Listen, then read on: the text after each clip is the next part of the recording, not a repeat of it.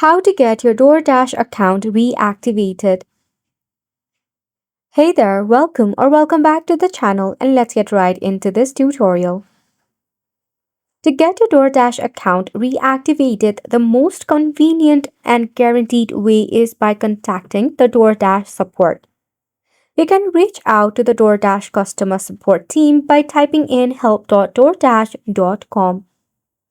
They can provide specific information about the reason for your account deactivation and the steps needed to reactivate it. You can usually find their contact information on the DoorDash website or app itself. Review the reason for deactivation.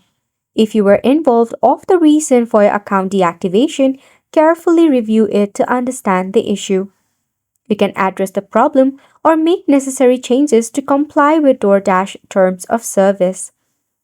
DoorDash might request additional information or documentation to verify your identity. So, this is how you may be able to reactivate your DoorDash account. However, it is totally not guaranteed depending on the reason of the deactivation. This sums up the tutorial as well. Thank you so much for tuning in.